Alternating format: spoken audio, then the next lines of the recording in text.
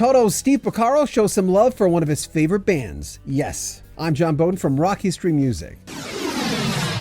Steve Porcaro is a big fan of the band Yes, and it shows in their music. In a second, he's going to share some early memories of discovering the band. I should point out he was also a guest musician on the Yes album, Open Your Eyes. Take a listen. How far back do you go with Yes? I'm just kind of curious. How far back? Well, as a fan from their second album. My brother Jeff played me the second Yes album. The first cut, No Opportunity Necessary, No Experience Needed, and I was sold. And then I started hearing on the radio, this thing with these did it, these vocals, you know what I mean? And just this very simple thing, and I was like, who is that? You know, I remember going to record stores and trying to sing it to the people at the counter and looking at me weird. And finally, a friend of my brother Mike's, I was saying, do you know who that band is that has that tune that does? He goes, that's Yes. And it like immediately hit me. Of course it's Yes. And you realize that was from the Yes album and stuff. And anyway, and then the first concert I saw was with my brothers and some friends at the Long Beach Arena when Alan White had been with them for 2 weeks. You know, it was the Close to the Edge tour. You know what I mean? And I never missed a concert after that. You know, every year at the Forum, I still have my ticket stubs. You know, every year at the Forum, I'd see Yes. It had a huge impact on me. Yeah. Well, when I put the video up, of course, the Zeppelin fan, I put it in the Zeppelin groups, and you know how people can be on the internet. Mm-hmm. The Zeppelin, they started fighting again about who was bigger. I'm going, it's apples and oranges, man. I mean, they're both two big bands. Like, let's just get through the day, okay? It doesn't matter. Like, I'm going. Who was asking who was bigger, Yes or Zeppelin? Well, the whole thing was I put the clip up on the video of Dylan. Talking about that, and then I asked Alan, because I just talked to Alan, I never talked to him before, and I said, Dylan told me this, and he said, well, yeah, because there was a friendly competition because of Melody Maker, and we'd win one year and they'd win another year. Sure. So I put it on both the Yes, just on both groups, and then they started fighting again. I'm going, guys, I'm not trying to, there's some YouTubers that are always trying to raise shit. I don't want to do that. I'm not interested. Yeah, those guys, all right, there's some guys that just got way too much time on their hands, you know.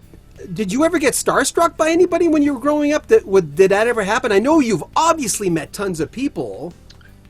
Yeah, I'd be starstruck, sure. I still get starstruck. You know what I mean? I still get starstruck. You know, when I'd be around Keith Emerson, when I'm around the guys in Yes, you know, when I'm around Steve Howe, you know, we did some touring with these guys and stuff like that. It's, you know what I mean? It's funny. That's why I can relate to certain fans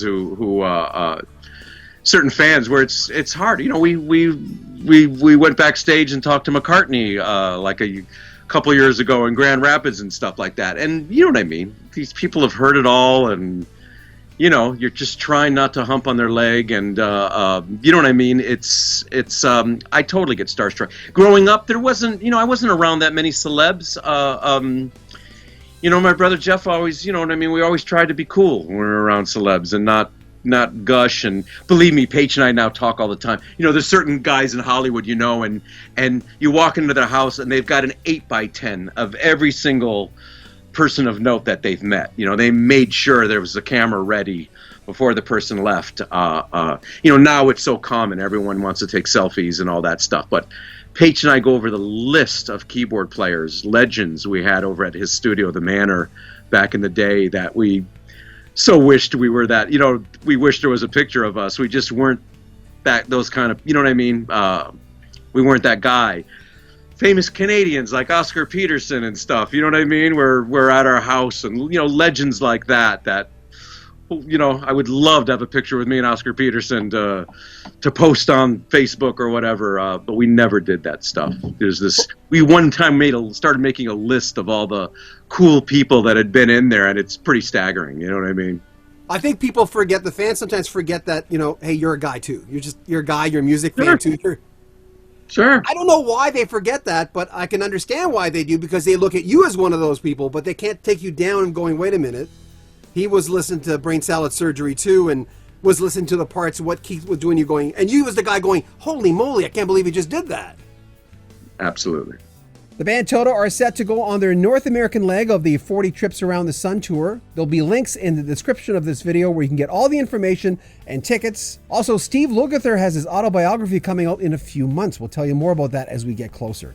Make sure you comment on our video, subscribe to our channel, and share our videos. I'm John Beaudin. This is Rock History Music.